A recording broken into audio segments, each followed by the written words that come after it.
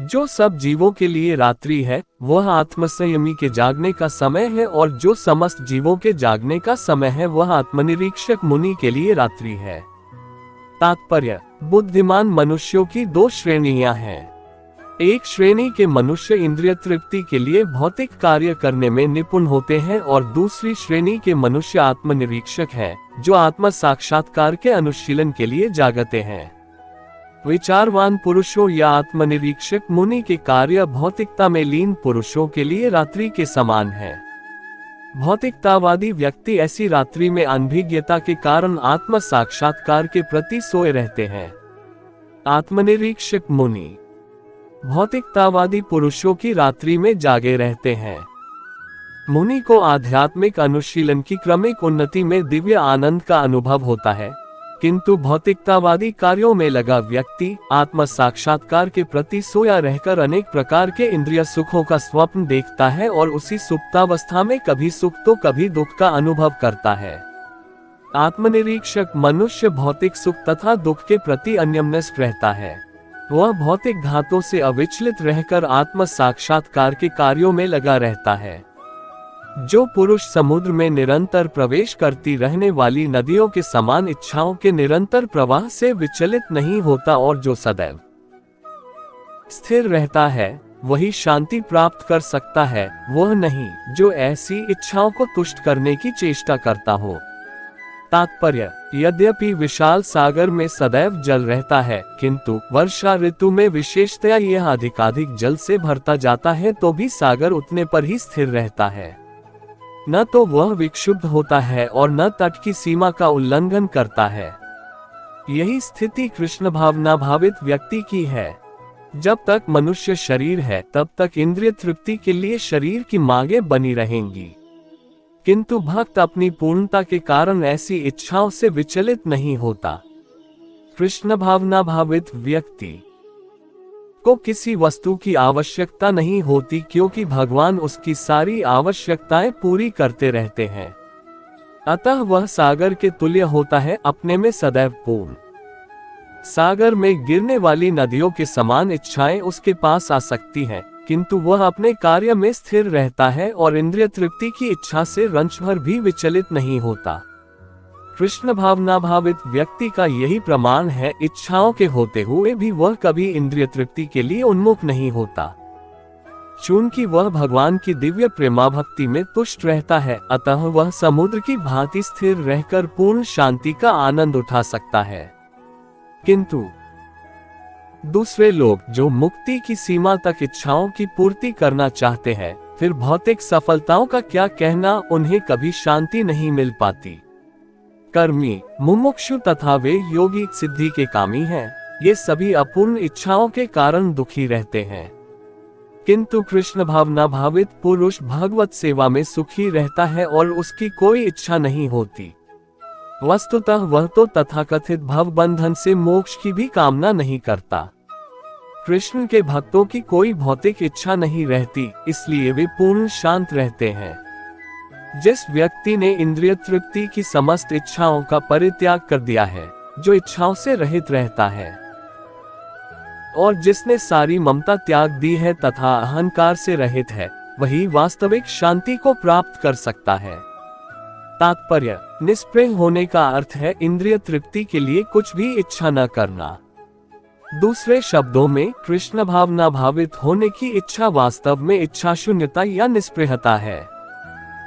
इस शरीर को मिथ्या ही आत्मा माने बिना तथा संसार की किसी वस्तु में कल्पित स्वामित्व रखे बिना श्री कृष्ण के नित्य दास के रूप में अपनी यथार्थ स्थिति को जान लेना कृष्ण भावनामृत की सिद्ध अवस्था है। जो इस सिद्ध अवस्था में स्थित है वह जानता है कि श्री कृष्ण ही प्रत्येक वस्तु के स्वामी हैं, अतः प्रत्येक वस्तु का उपयोग उनकी तुष्टि के लिए किया जाना चाहिए। अर्जुन आत्म तुष्टि के लिए युद्ध नहीं करना चाहता था, किंतु जब वह पूर्ण रूप से कृष्ण भावना भावित हो गया तो उसने युद्ध किया, क्योंकि कृष्ण चाहते थे कि वह युद्ध करे।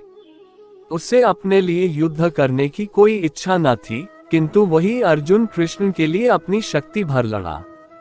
वास्तविक इच्छा शून्यता कृष्ण तुष्टि के लिए इच्छा है। यह इच्छाओं को नष्ट करने का कोई कृत्रिम प्रयास नहीं है। जीव कभी भी इच्छा शून्य या इंद्रिय शून्य नहीं हो सकता, किंतु उसे अपनी इच्छाओं की गुणवत्ता बदलनी होती है।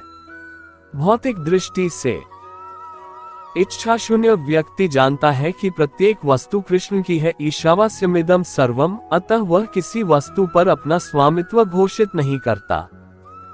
ये दिव्य ज्ञान आत्म साक्षात्कार पर आधारित है, अर्थात इस ज्ञान पर कि प्रत्येक जीव कृष्ण का अंश स्वरूप है और जीव की शाश्वत स्थिति कभी न तो कृष्ण के तुल्य होती है न उनसे बका। इस प्रकार कृष्ण भावनामृत का ये ज्ञान ही वास्तविक शांति का मूल सिद्धांत है। यह आध्यात्मिक तथा ईश्वरीय जीवन का पथ है, जिसे प्राप्त करके मनुष्य मोहित नहीं होता। यदि कोई जीवन के अंतिम समय में भी इस तरह स्थित हो तो वह भगवत धाम में प्रवेश कर सकता है। तात्पर्य: मनुष्य कृष्ण भावनामृत या दिव्य जीवन को एक क्षण में प्राप्त कर सकता है और हो सकता है कि उसे लाखों जन्मों के बाद भी न प्राप्त हो। ये तो सत्य को समझने और स्वीकार करने की बात है। खट्वांग महाराज ने अपनी मृत्यु के कुछ मिनट पूर्व कृष्ण के शरणागत होकर ऐसी जीवन अवस्था प्राप्त कर ली। निर्वाण का अर्थ है भौतिकतावादी जीवन शैली का अंत। बौद्ध दर्शन के अनुसार इस भौतिक जीवन के पूरा होने पर केवल शून्य शेष रहता है, किंतु भगवद गीता की शिक्षा इससे भिन्न है। वास्तविक जीवन का शुभारंभ इस भौतिक जीवन के पूरा होने पर होता है। स्थूल भौतिकतावादी के लिए ये जानना पर्याप्त होगा कि इस भौतिक जीवन का अंत निश्चित है, किंतु आध्यात्मिक दृष्टि से उन्नत व्यक्तियों के लिए इस जीवन के बाद अन्य जीवन प्रारंभ होता है। इस जीवन का अंत होने के पूर्व यदि कोई कृष्ण भावना भावित हो जाए तो उसे तुरंत ब्रह्म निर्वाण अवस्था प्राप्त हो जाती है। भगवत धाम तथा भगवत भक्ति के बीच कोई अंतर नहीं है, चूंकि दोनों चरम पद हैं, अतः भगवान की दिव्य प्रेमा भक्ति में व्यस्त रहने का अर्थ है भगवत धाम को प्राप्त करना। भौतिक जगत में इंद्रिय तृप्ति विषयक कार्य होते हैं और आध्यात्मिक जगत में कृष्ण भावनामृत विषयक। इसी जीवन में ही कृष्ण भावनामृत की प्राप्ति तत्काल ब्रह्म प्राप्ति जैसी है, और जो कृष्ण भावनामृत में स्थित होता है वह निश्चित रूप से पहले ही भगवत धाम में प्रवेश कर चुका होता है। ब्रह्म और भौतिक पदार्थ एक दूसरे से सर्वथा विपरीत हैं। अतः ब्राह्मी स्थिति का अर्थ है भौतिक कार्यों के पद पर न होना। भगवद गीता में भगवत भक्ति को मुक्त अवस्था माना गया है, सगुणान समतीत्यैतान ब्रह्मभूयाय कल्पते। अतः ब्राह्मी स्थिति भौतिक बंधन से मुक्ति है। श्रील भक्ति विनोद ठाकुर ने भगवद गीता के इस द्वितीय अध्याय को संपूर्ण ग्रंथ के प्रतिपाद्य विषय के रूप में संक्षिप्त किया है। भगवद गीता के प्रतिपाद्य है कर्मयोग, ज्ञान योग तथा भक्ति योग। इस द्वितीय अध्याय में कर्मयोग तथा ज्ञान योग की स्पष्ट व्याख्या हुई है एवं भक्ति योग की भी झांकी दे दी गई है। इस प्रकार श्रीमद् भगवद गीता के द्वितीय अध्याय गीता का सार का भक्ति वेदांत तात्पर्य पूर्ण हुआ।